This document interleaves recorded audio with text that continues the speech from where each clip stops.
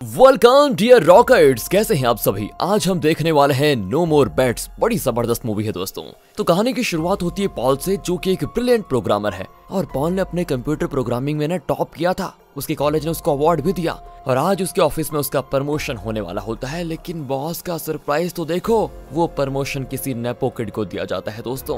Paul को ये बात बहुत ही बुरी लगती है कि मेरे साथ धोखा हुआ है और वो गुस्से में अपनी नौकरी छोड़ देता है। लेकिन अब मजा सुनो, पॉल का दिमाग दोस्तों गुस्से से इतना गर्म होता है कि वो उस नेपो किड का प्रेजेंटेशन हैक करके उसमें फनी इमोजीज डाल देता है। हाँ भाई, इमोजीज, और वो भी पॉप इमोजीज।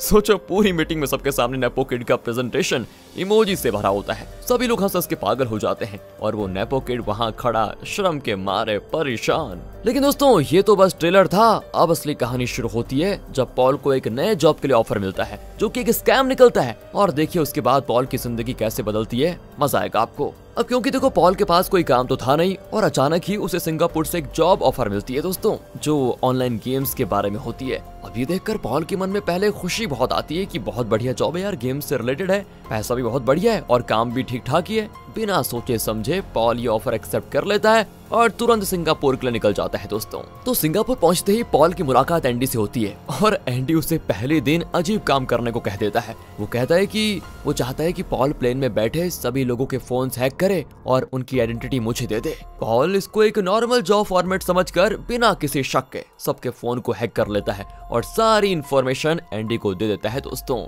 पॉल को तो यही लगता है कि सब कुछ ठीक है और जॉब भी बहुत परफेक्ट है। अब प्लेन का सफर बहुत लंबा था। अब दोस्तों, प्लेन के सफर खत्म हो जाने के बाद जब वो उतरते हैं तो उन दोनों को थोड़ा बस का सफर भी करना पड़ता है। अब सफर के दौरान सभी मस्ती कर रहे होते हैं और पॉल को लगता है कि उसका करियर अब बिल्कुल सेट है। लेकिन ये उसकी खुशी ज्यादा देर तक नहीं टिक पाती।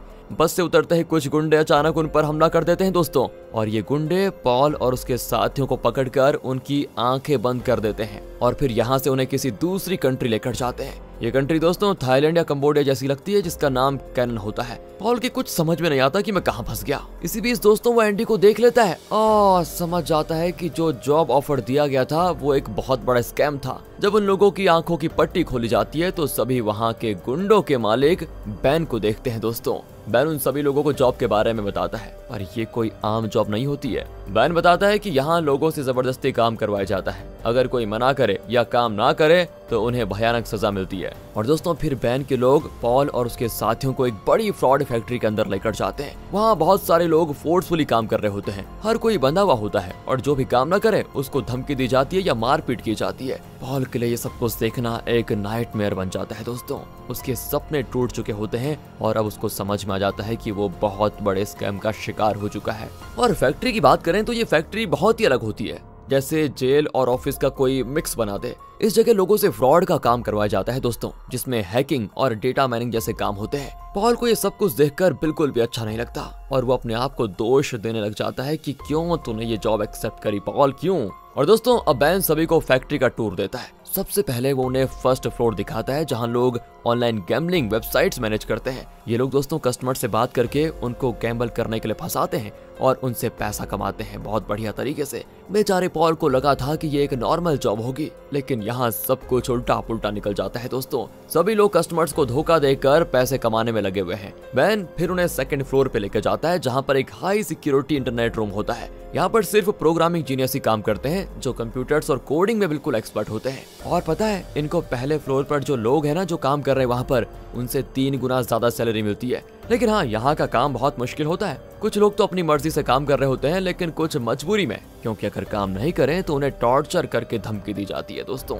अब यहाँ पर आके पॉल को लगता है कि ये तो कोई आम ऑफिस है नहीं, बल्कि एक ऐसी जगह है जहाँ से निकलना मुश्किल है। लगता है मैं उम्र भर कैद हो गया हूँ। बैन उन्हें एक और स्पेशल रूम दिखाता है दोस्तों, जहाँ खूबसूरत लड़कियां होती है जो कार डीलर्स का काम करती है। इनका काम होता है लोगों को गैम्बलिंग गेम्स में फंसाकर उनका पैसा लूटना। और इन सब लड़कियों में बड़ी खूबसूरत होती है लिली नाम की लड़की। पॉल को ये सब कुछ देखकर और भी गुस्सा आता है कि क्यों ये लड़कियां इस तरह का काम कर रही हैं। वो समझ जाता है कि ये पूरी फैक्ट्री फ्रॉड और झूठ का गढ़ है दोस्तों। बेचारा पॉल अंदर से सब कुछ देखकर टूट जाता है। मतलब कहाँ उसने सोचा था वो बहुत बढ़िया जॉब करेगा बड़ी कंपनी में, और कहाँ वो फ्रॉड की फैक्ट्री में आ गया है दोस्तों। उसे लगता है कि ये काम तो मेरे ज़मीर के खिलाफ है मुझे यहाँ से किसी भी तरह भागना होगा। वो वहाँ से निकलने की कोशिश करता भी है और जैसे सोचता है ना वहाँ से निकलने की, एंडी उसके सामने आ जाता है दोस्तों। वो पॉल को मारने लगता है और कहता है कि तुम यहाँ से कहीं नहीं जा सकते, अब यहाँ काम करना तुम्हारी चॉइस नहीं है। दोस्तों रैंडी का कहना होता है कि अब पॉल यहाँ का गुलाम बन चुका है और ये जॉब अब एक सजा बन गई है उसके लिए। पॉल भी समझ जाता है कि जो उसने सोचा था वो सिर्फ एक सपना रह गया है। सिंगापुर की ड्रीम जॉब, ज्यादा पैसे, अच्छा फ्यूचर, सब एक स्कैम हो गया उसके साथ ही दोस्तों उसको ये भी समझ में आ जाता है कि यहाँ से भागना बिल्कुल भी आसान नहीं होगा, क्योंकि एंडी ने साफ कह दिया था कि अगर तुम यहाँ से दोबारा भागने की कोशिश करोगे तो तुम्हें जान से मार दिया जाएगा। पॉल भी चुपचाप अब सारी बातें मानने लग जाता है। फिर सभी वर्कर्स को एक और जगह पे ले जाया जाता है जहां उन्हें आराम करने दिया जाता है दोस्तों। लेकिन आराम क्या, वहां तो हर जगह चूहे ही चूहे होते हैं, जिनकी वजह से वो लोग ठीक से सो भी नहीं पा रहे होते हैं, बस अपनी थकान मिटाने की कोशिश करते हैं। तब एंडी वापस आता है और पॉल को फोर्स करता है कि अपनी फैमिली को फोन करके कहो कि सब कुछ ठीक ठाक है यहाँ पर, और हाँ अपनी फैमिली को ये भी कह दो कि यहाँ पर थोड़ा नेटवर्क इश्यू है इसलिए ज्यादा फोन नहीं हो पाएगा। पॉल दोस्तों मना करता है, लेकिन एंडी उसको जबरदस्ती टॉर्चर करने लग जाता है। और फिर क्या था यार, दर्द से बचने के लिए करना ही पड़ेगा। पॉल भी दर्द से बचने के लिए अपने घर वालों को एक झूठा मैसेज भेज देता है कि हाँ मैं ठीक हूँ। अब एंडी उसका फोन छीन लेता है, क्योंकि जो भी लोग उस फैक्ट्री में काम करते हैं उनका फोन ले लिया जाता है ताकि कोई भी बाहर की दुनिया से संपर्क न कर पाए। अब उसी दौरान पॉल देखता है कि एक आदमी को बहुत ही बेरहमी से पीटा जा रहा है, क्योंकि उसने भागने की कोशिश की थी दोस्तों। और इससे दोस्तों पॉल के मन में जो 2-3% भागने के ख्याल थे वो भी चले जाते हैं। अगले दिन जब सभी लोग फैक्ट्री वापस आते हैं तो एंडी पॉल को एक नया स्कैम करने को कह देता है, लेकिन पॉल इस बार इनकार करता है कि मैं नहीं करूंगा। एंडी का तो इससे गुस्सा बढ़ जाता है और उसके लोग पॉल को मारने आ जाते हैं और धमकी भी देते हैं कि अगर तुमने काम नहीं किया तो तुम्हारा कान काट देंगे। फिर भी दोस्तों पॉल नहीं डरता और काम करने से बिल्कुल मना कर देता है। अब जैसे ही एंडी उसका कान काटने वाला होता है तभी बैन वहां पर आ जाता है। वो एंडी को रोकता है। बैन कहता है कि इसको मारने की जरूरत नहीं है, अगर हमें इससे काम करवाना है तो हमें थोड़ा पोलाइटनेस दिखानी पड़ेगी। एंडी भी दोस्तों गुस्से में चला जाता है वहां से, लेकिन पॉल बहुत डर गया था। डर के मारे पॉल अपना काम करने लग जाता है। सभी वर्कर्स मिलकर ऑनलाइन गैम्बलिंग के लिए एक एडवर्टीजमेंट बनाते हैं ताकि वो वेबसाइट पर दिखे और लोग उसमें फंस जाए। लेकिन पॉल के अंदर झिझक होती है दोस्तों, उसे ये सब करना बहुत ही गलत लग रहा होता है और वो किसी भी कीमत पर इस काम को कंटिन्यू नहीं करना चाह रहा था। और फिर पॉल को एक रास्ता दिखाई देता है। वो एक पेपर पर चुपके से लिखता है हेल्प मी, और वो सीधा वॉशरूम जाता है यहाँ से, जहाँ पर उसको एक छोटी खिड़की दिखती है। इसको देखकर पॉल बड़ा खुश होता है, क्योंकि ये खिड़की उसको उम्मीद की किरण जैसी लगती है। वो जल्दी से उस पेपर को खिड़की से बाहर फेंकने की कोशिश करता है, लेकिन ये काम इतना आसान नहीं था दोस्तों। खिड़की अंदर से पूरी तरह सील होती है और पॉल को पता नहीं होता कि क्या करे। तभी किस्मत भी दोस्तों उसके साथ और मजाक करती है। टॉयलेट सीट टूट जाती है, पॉल सीधे नीचे। पूरी सिचुएशन इतनी बड़ी कॉमेडी ऑफ एरर्स बन जाती है कि पॉल अपने सपने और अपने हकीकत के बीच में फंस गया है दोस्तों। अब हमें फ्लैशबैक में एक सीन दिखाया जाता है कुछ महीने पहले का, जहां एक खूबसूरत मॉडल लिली की जिंदगी एक छोटी सी मिसअंडरस्टैंडिंग की वजह से बदल जाती है। लिली जो अपने मॉडलिंग करियर में सक्सेसफुल थी दोस्तों, उसको उसके बॉस ने जॉब से निकाल दिया था, क्योंकि उसकी फोटो बिना उसकी इजाजत के एक गैम्बलिंग एडवर्टीजमेंट में यूज की गई थी। और इस छोटे से स्कैंडल के चक्कर में उसकी कंपनी का नाम खराब हो गया था। इसी वजह से लिली को अपनी जॉब से हाथ धोना पड़ा। और इस तरह दोस्तों एक गलती की वजह से लिली का सपना टूट गया। जॉब से निकलने के बाद लिली काफी हताश हो जाती है। एक दिन उसका एक पुराना दोस्त उसके घर पर आता है और एक नए काम का ऑफर उसको देता है। उस काम में पैसे भी अच्छे मिल रहे होते हैं, तो लिली को लगता है कि ये तो मेरे लिए बहुत बढ़िया नई शुरुआत के लिए अच्छा मौका होगा। खुशी खुशी वो उस लड़के के साथ काम करने जाती है, लेकिन दोस्तों वहां जाने के बाद उसे पता चलता है कि उसे एक बोल्ड सीन करना पड़ेगा। लिली को ये सुनकर बड़ा गुस्सा आता है और वो चुपचाप चली जाती है। तब वो लड़का भी उसके पीछे पीछे जाता है और उसे जबरदस्ती वहां लाने की कोशिश करता है, पर लिली हिम्मत करके उसे जोर का थप्पड़ मार देती है। लड़का भी दोस्तों गुस्से में आता है और उस पर हावी होने की कोशिश करता है। तभी लिली की दोस्त वहां पर आ जाती है और उसके दोस्त पुलिस बुलाने की धमकी देती है। तब जाकर वो लड़का मानता है और उसके बाद माफी भी मांगता है दोस्तों। इस इंसिडेंट के बाद लिली की दोस्त उसे अपने घर पर लेकर आती है। वहाँ वो उसका परिचय एंडी से करवाती है दोस्तों, जो उसको एक नई जॉब ऑफर करता है। अब एंडी के कहने पर ये जॉब उसको काफी अच्छी लगती है, पैसे भी बहुत मिल रहे होते हैं। लिली को लगता है कि उसकी लाइफ फिर से ठीक हो जाएगी। और दोस्तों उस वक्त लिली के पास और कोई जॉब भी नहीं थी, तो वो बिना सोचे समझे जॉब को एक्सेप्ट कर लेती है। अगले सीन में हम देखते हैं कि लिली और कुछ और लड़कियों को एंडी अपने हेडक्वार्टर में लेकर आता है। वहां पहुंचने के बाद लिली और सभी लड़कियों को स्ट्रिक्ट इंस्ट्रक्शंस दिए जाते हैं फिर उनसे उनके पासपोर्ट, मोबाइल फोन और पैसे सब कुछ छीन लिया जाता है। हाँ, लिली समझ जाती है दोस्तों कि ये जॉब उतनी आसान नहीं है जैसा उसने सोचा था। और दोस्तों बेन, जो इस पूरी ऑपरेशन का बॉस होता है, वो उन सब लड़कियों को बताता है कि तुम्हें यहाँ छुट्टी तभी मिलेगी जब तक तुम अपने 5 मिलियन कस्टमर्स कलेक्ट नहीं कर लेते। लिली का काम दोस्तों लोगों को ऑनलाइन गैम्बलिंग के लिए अट्रैक्ट करना होता है और उन्हें गेम्स में लत लगाना भी। यहाँ फ्रॉड इस तरह से होता था कि जो भी प्लेयर्स खेलने आता था उनको इस तरह से रखना था कि वो सारे पैसे वहीं पर लुटा दे अपने और बैंकरप्ट हो जाए। और दोस्तों फिर लिली को अपने सपने छोड़कर इस फ्रॉड फैक्ट्री में काम करना पड़ रहा होता है। उसे कस्टमर्स को फंसाने का काम दिया जाता है और ये सोचकर वो मजबूरी में काम करने लग जाती है क्योंकि और कोई रास्ता नहीं होता उसके पास। और दोस्तों इस तरह लिली भी इस जाल में फंस गई और उसे यहाँ से निकलना बहुत मुश्किल हो रहा था। लिली का सपना भी दोस्तों एक नाइटमेयर बन गया था, जैसे पॉल का। लिली अब तक सब कुछ समझ चुकी होती है। और दोस्तों लिली को काम करते करते अब काफी टाइम हो जाता है, तो वो धोखेबाजी और स्कैम में काफी एक्सपर्ट भी हो जाती है। एक दिन जब लिली काम के लिए कहीं जा रही होती है, अचानक उसके पेट में दर्द हो जाता है और वो तुरंत बाथरूम की तरफ जाती है। यही दोस्तों वो वक्त होता है जब पॉल भी बाथरूम में होता है। और दोस्तों अपनी हेल्प के लिए जो उसने पेपर में लिखा था, वो टॉयलेट से टूटने की वजह से जैसे नीचे गिरता है तो वो पेपर उसके हाथ से छूट जाता है और लिली उस पेपर को देख लेती है। दोस्तों पॉल भी तुरंत घबरा जाता है और उसे रिक्वेस्ट करता है कि प्लीज किसी को मत बताना। लिली भी थोड़ा टेंशन में आके पूछती है कि तुमने ऐसा किया क्यों? अगर एंडी को पता चल गया तो वो तुम्हारी चटनी बना देगा। दोस्तों यहाँ पॉल को लिली की आंखों में भी यहाँ से भागने की इच्छा नजर आती है। पॉल उससे पूछता है कि क्या तुम्हें भी धोखे से यहाँ लाया गया था? और लिली अपनी पूरी कहानी पॉल को सुनाती है और काफी दुखी हो जाती है। दोस्तों अब यहाँ बहुत देर तक लिली को अपने टेबल पर ना देखकर एंडी का दिमाग थोड़ा खराब हो जाता है दोस्तों कि ये कहाँ गया। उसे लगता है कि लिली काम से बच रही है और बाथरूम की तरफ दोस्तों वो गुस्से में चला जाता है। जैसे ही एंडी बाथरूम के बाहर पहुंचता है वो जोर से दरवाजा पीटता है। लिली दोस्तों अंदर बहुत ज्यादा घबरा जाती है। वो तुरंत पॉल को छुपने के लिए कहती है क्योंकि पॉल ने लिली से वादा किया था कि वो उसका 5 मिलियन का टारगेट पूरा करने में मदद करेगा, क्योंकि जब लिली के 5 मिलियन टारगेट पूरा होंगे तभी उसको यहाँ से जाने का मौका मिलेगा। अब लिली जैसे बाहर आती है ना, एंडी उसको एक जोर का थप्पड़ लगाता है। लिली भी रोते हुए कहती है कि अरे भाई मैं पीरियड्स में हूँ। ये सुनकर एंडी थोड़ा बेचैन हो जाता है और अपनी गलती समझ जाता है। दोस्तों धीरे से उससे माफी भी मांगता है और फिर उसकी मदद भी करता है। लेकिन लिली को अंदाजा नहीं होता कि दोस्तों एंडी उसे पसंद करने लगा है। और अब ये सारी चीजें हो रही होती है कि अचानक वॉशरूम के अंदर से कुछ आवाज आती है। बस एंडी को शक हो जाता है कि अंदर पक्का कोई है। वो चेक करने के लिए जाता है तो दोस्तों पॉल, जो ऑलरेडी डर के मारे पसीने से तरबतर हो चुका था, झट से अपना हेल्प रिक्वेस्ट वाला पेपर अपने मुंह में डालकर निकल जाता है जैसे कि वो ब्रेकफास्ट हो उसके लिए। और जब एंडी चेक करता है तो उसे पता ही नहीं चलता कि पॉल वहां पर क्यों छुपा हुआ है। अगले सीन में दोस्तों एक नया कैरेक्टर को इंट्रोड्यूस किया जाता है, जॉर्ज को, जो अभी अभी ग्रेजुएशन करके नया चेहरा चमका रहा है। जॉर्ज अपनी गर्लफ्रेंड सैम को उसके घर ड्रॉप करके आ जाता है और जैसे ही वो घर लौट रहा होता है उसके फोन में एक नोटिफिकेशन आता है जो दोस्तों वही ऑनलाइन गैम्बलिंग वाला मैसेज होता है। अब देखो लालच तो हर किसी के अंदर है। जॉर्ज भी उस ऑफर को देखकर जोर से उछलता है और बिना सोचे समझे गेम खेलना शुरू कर देता है। दोस्तों उस गेम में अपोजिट तरफ होती है लिली, जो कि एक कार डीलर है। दोस्तों लिली बिल्कुल प्रोफेशनल डीलर की तरह गेम खेल रही होती है और जॉर्ज लगातार हारते जाता है। अब इस गेम में दोस्तों पैसा तो गया ही, साथ में जॉर्ज का दिमाग भी पूरा गोल गोल घूम जाता है। जॉर्ज को अब गैम्बलिंग का भूत सिर में चढ़ जाता है क्योंकि जैसे उसको पहली बार गेम में जीत मिलती है ना, तो उसका कॉन्फिडेंस बिल्कुल स्काई रॉकेट की तरह हो जाता है और कॉलेज में अपने दोस्तों के बीच बड़ा ही शो ऑफ कर रहा होता है। सबको बता रहा होता है कि तुम्हें पता है कैसे मैंने अपनी गेमिंग नॉलेज को यूज करके बहुत बड़ी रकम जीती है। जॉर्ज को तो लगने लगा था दोस्तों कि वो अनस्टॉपेबल है और अगर वो अपनी बैटिंग को धीरे धीरे बढ़ाएगा तो कोई भी उसे अमीर होने से रोक नहीं पाएगा। ये चीजें उसके दिमाग में चल रही होती हैं। अगले दिन वो अपनी गर्लफ्रेंड सैम के लिए एक प्यारा सा गिफ्ट लेने की सोचता है और फिर वो गेम खेलने जाता है दोबारा।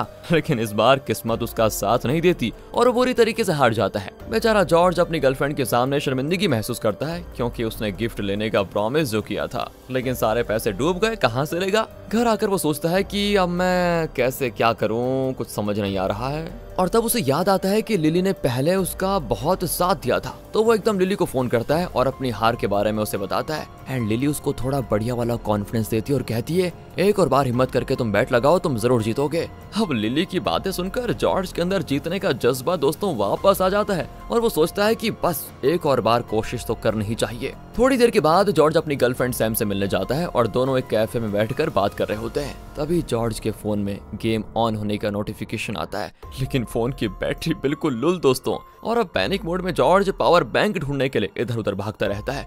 जैसे उसका फोन चार्ज होता है, बिना टाइम वेस्ट किए वो गेम शुरू कर देता है और इस बार उसकी किस्मत साथ दे देती है दोस्तों, और वो फिर से जीत जाता है। एंड इस तरह जॉर्ज की खुशी का ठिकाना नहीं होता। लेकिन ये सब खुशी ज्यादा देर तक नहीं टिकती। अगले दिन जब जॉर्ज ऑफिस में काम कर रहा होता है, तभी उसको लिली का मैसेज आता है। लिली उसे कहती है कि एक लॉटरी टिकट गेम चल रहा है जिसमें अगर तुम पार्टिसिपेट करोगे तो और भी ज्यादा पैसा जीत सकते हो, क्या सोचते हो? दोस्तों इस बार जॉर्ज को कुछ पैसे डिपॉजिट करने होते हैं और बिना सोचे समझे वो अपने पैसे डिपॉजिट कर देता है। लेकिन इस बार गेम में वो सब कुछ हार जाता है, सब कुछ, और उसको काफी नुकसान, बहुत बड़ा वाला। तो दोस्तों इस तरह जॉर्ज को गैम्बलिंग की बुरी लत लग जाती है। वो दिन रात सिर्फ गेम के बारे में सोचता रहता है, जैसे उसका दिमाग सिर्फ एक ट्रांस में चला गया हो। पैसे खत्म होने के बाद उसने अपने शूज, कपड़े और कई लग्जरी चीजें बेचना शुरू कर दी। और सिर्फ इतना ही नहीं, उसने अपने दोस्तों और पड़ोसियों से भी उधार लेना शुरू कर दिया ताकि वो फिर से गैम्बल कर पाए। तो इस तरह जॉर्ज का जीवन अब तेजी से बिगड़ने लग जाता है, लेकिन उसकी आंखें अभी भी पैसों के सपने देख रही होती हैं।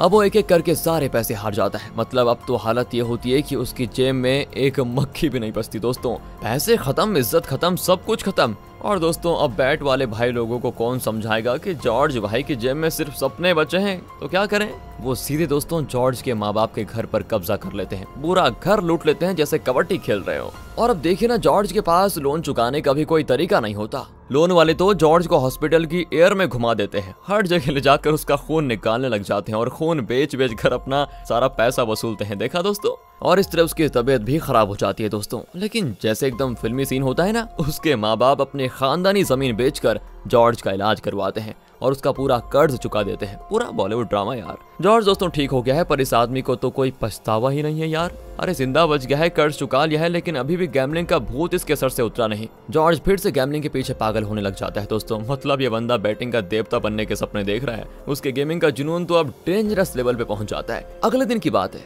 जॉर्ज अपने ही घर गिरवी रख देता है। हाँ दोस्तों, बिल्कुल सही सुना आपने। घर को ऑक्शन में बेचने से पहले जॉर्ज फिर से बैट लगाने चला जाता है। और इधर घर में उसकी माँ बड़ी टेंशन में कि क्या कर रहा है ये लड़का। वो दोस्तों जॉर्ज की गर्लफ्रेंड सैम को कहती है कि बेटा इस पागल का ध्यान रखना, वरना पता नहीं ये क्या कर लेगा। दोस्तों पर किस्मत की बात ये होती है, जॉर्ज इस बार 1 लाख की बैट जीत जाता है और ये जीत कर तो पूरे ताजमहल खरीदने का सपना देख रहा होता है। लेकिन ट्विस्ट तो तब आता है दोस्तों जब पता चलता है कि सैम ने उसकी बैट कैंसिल कर दी थी। ये सुनकर तो वो सैम पर इतना चिल्लाता है कि क्या कहे। लेकिन दोस्तों जॉर्ज का पागलपन यहीं पर खत्म नहीं होता। अगले दिन वो अपनी दादी के पास पहुंच जाता है और उनके सारे गहने चुरा लेता है। मतलब दोस्तों आखिर में दादी भी सेफ नहीं रही इस गैम्बल से। और अब जॉर्ज को भी समझ में आ जाता है कि भाई सिचुएशन बड़ी सीरियस हो गई है। गैम्बलिंग की लत उसकी जिंदगी को अचार बना रही है। लेकिन दादी के गहने बेचकर भी दोस्तों वो पैसा नहीं चुका पाता पूरा, और उसका दिमाग अब और हिल जाता है। जॉर्ज की जिंदगी दोस्तों गेम ओवर मोड में हो जाती है। जॉर्ज पूरी तरह से टूट जाता है, जैसे किसी का जमीर अंदर से बिल्कुल हिल गया हो, अंदर ही अंदर घुटने लगा हो, और उसके चेहरे पर यह दर्द दोस्तों साफ दिख जाता है। ऊपर से उसकी गर्लफ्रेंड सैम अब पुलिस में इन्फॉर्म कर देती है, क्योंकि वो नहीं चाहती कि जॉर्ज और ज्यादा गलत रास्ते पे चले।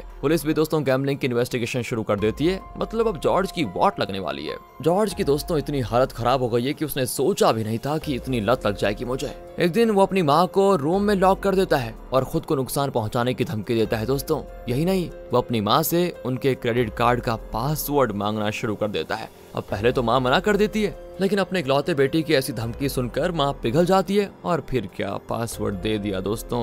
जॉर्ज माँ के अकाउंट से सारे पैसे निकालकर अपनी पुरानी गैम्बलिंग पार्टनर लिली को कांटेक्ट करने की कोशिश करता है। गेम वापस हो जाता है शुरू। इस बार एंडी और पॉल जॉर्ज से कहते हैं कि भाई एक लास्ट बेट लगा ले, इस बेट से तू जीतेगा और तेरा सब कुछ सेट हो जाएगा। जॉर्ज जो पहले सब कुछ हार चुका था दोस्तों, फिर से उनके जाल में फंस जाता है। वो अपने बचे कुछ पैसे एंडी को दे देता है और बस पैसे मिलते ही एंडी जॉर्ज को कर देता है ब्लॉक। और अब यहाँ से जॉर्ज को समझ आ जाता है कि उसने अपनी पूरी फैमिली के साथ क्या किया। घर जाकर जॉर्ज अपने कमरे में खुद को लॉक कर देता है और सैम जो उसे बचाने की पूरी कोशिश कर रही होती है उसे समझाने लग जाती है कि प्लीज जॉर्ज ऐसा मत करो, मैंने पुलिस को बता दिया है, वो सब कुछ ठीक कर देंगे। लेकिन दोस्तों जॉर्ज सैम की कोई बात नहीं सुनता। सैम के सामने ही जॉर्ज अपनी बिल्डिंग से नीचे कूदकर अपनी जान दे देता है। जॉर्ज के पेरेंट्स और सैम का दिल दोस्तों एकदम टुकड़ा टुकड़ा हो जाता है, जैसे उनकी पूरी दुनिया एक ही पल में बिखर गई हो। समझ नहीं आता उनको कि क्या करें, कहाँ जाएं। दूसरी ओर दिखाते हैं दोस्तों तो बैन और एंडी अपने काम में सक्सेसफुल हो गए होते हैं। इन लोगों ने जॉर्ज की तरह कई लोगों को पैसे इन्वेस्ट करने पे मजबूर किया और अपनी सक्सेस की खुशी में बहुत बड़ी पार्टी रखी होती है उन्होंने। पार्टी में सभी सेलिब्रेट कर रहे होते हैं, लेकिन उन्हें क्या पता था उन्होंने इसके पीछे कितनी जिंदगियां बर्बाद कर दी है। दोस्तों ये कहानी एक वार्निंग है, गैम्बलिंग सिर्फ पैसे ही नहीं जिंदगियां भी खत्म कर देती है। पर दोस्तों इस दिन लिली बड़ी खुश होती है क्योंकि आज उसका बड़ा टारगेट पूरा हो गया है। पॉल ने उसे 5 मिलियन कस्टमर्स बनाने में हेल्प करी होती है, तो लिली तो मन ही मन बड़ी नाच रही होती है। ऊपर से बैन को भी पॉल का काम इतना पसंद आ जाता है कि वो खुशी खुशी पॉल को प्रमोट कर देता है और सिक्योरिटी सिस्टम की देखरेख की जिम्मेदारी उसे दे देता है। बस दोस्तों पॉल भाई भी अपना गेम सेट कर लेते हैं यहाँ पर। लिली अपने काम की छुट्टी समझ के बैन के पास अपने घर जाने के लिए पासपोर्ट मांगती है, लेकिन बैन उसकी उम्मीदों पर पानी फेर देता है। कहता है अभी नहीं मैडम, तुम्हें और काम करना पड़ेगा, तुम्हें फिर से 5 मिलियन कस्टमर्स बनाने होंगे। ये सुनकर तो लिली का दिमाग खराब हो जाता है कि ये क्या है। दुख के मारे दोस्तों वो चुपचाप चली जाती है। इधर पॉल भाई को नया रूम मिल जाता है और प्रमोशन के बाद तो वो अपनी छाती फाड़ के स्माइल कर रहा होता है। अब उसके दिमाग में दोस्तों एक बहुत बढ़िया प्लान आता है यहाँ से भागने का। और एक दिन उसकी नजर टेबल पर रखे पैन कार्ड पर पड़ती है और उसको याद आ जाता है कि उसके पास एक नोट है जो वो अपने घर से लेकर आया था। उस नोट पे उसने एक इमरजेंसी नंबर लिखा होता है। एक्चुअली जब एक गाड़ी में सभी वर्कर्स को ले जाया जा रहा था तब पॉल ने सीक्रेटली लिली को वो नोट दे दिया था और कहा इसे खर्च कर देना। लिली दोस्तों बात को एकदम समझ गई थी और जब वो रास्ते में एक होटल में रुकते हैं ना कुछ खाने के लिए, तो लिली एक वेटर को बुलाकर हेल्प मांगने का सोचती है। लेकिन तभी एक विजिटर लिली से टकरा जाता है दोस्तों और वो नोट नीचे गिर जाता है। अरे भाई टाइमिंग देखो यार जरा, क्या गजब है। तभी वहाँ पर एंडी आकर लिली को वहाँ से लेकर जाता है, लेकिन पॉल दोस्तों जो एकदम शातिर हो चुका था जल्दी से जाकर विजिटर से वो नोट उठा लेता है और रैंडी को इस तरह इस पूरी कहानी की हवा भी नहीं लगती। इसके बाद एक हफ्ते बाद का सीन दिखाते हैं जहां पॉल ने सारे कंप्यूटर सिस्टम्स को इतना हाईटेक बना दिया होता है कि अब उन वर्कर्स की जरूरत ही नहीं बची होती है। पॉल यहां बैन से रिक्वेस्ट करके सभी वर्कर्स को घर भेज देता है और बैन भी दोस्तों राजी हो जाता है। इसके लिए सभी वर्कर्स को घर भेजने का हुक्म दिया जाता है। अब घर जाते वक्त सभी वर्कर्स बड़े खुशी से झूम रहे होते हैं, जैसे एग्जाम्स के बाद समर हॉलिडेज लग जाती है ना, उसी तरह। एक वर्कर पॉल के पास आता है और उसको गले मिलता है, लेकिन दोस्तों इस टाइम पॉल को सब कुछ सही लगता है और वो चुपके से उस वर्कर को वो नोट दे देता है। और अब एंडी जब सब वर्कर्स को घर छोड़ने लेकर जा रहा होता है, बेचारे की सारी सिगरेट खत्म हो जाती है। दोस्तों आयरनी तो देखो, उसके पास उस वक्त पैसे भी नहीं बचे होते हैं सिगरेट खरीदने के लिए। और अब एंडी सिगरेट्स के पैसे के लिए सभी वर्कर से एक एक करके पैसे मांगता है, पर जब वो वर्कर्स की तलाशी लेता है तो उसके हाथ वो नोट लग जाती है। दोस्तों हाँ, वही नोट जो पॉल ने दिया था। रैंडी सोचता है कि अच्छा इसका भी फायदा उठा लेता हूँ और वो सीधे एक शॉप पे जाता है सिगरेट लेने के लिए। लेकिन जैसे वो सिगरेट लेकर चलने वाला होता है, शॉपकीपर उसको आवाज देता है, भाई ये नोट नहीं चलेगा, इस पे कुछ लिखा हुआ है। एंडी उस नोट को चेक करता है दोस्तों और जैसा वो देखता है उसका दिमाग घूम जाता है। उसे समझ आ जाता है कि कोई यहाँ इन्फॉर्मेशन पुलिस तक पहुँचाने की प्लानिंग कर रहा है। एंडी का ब्लड प्रेशर बहुत ज्यादा हो जाता है।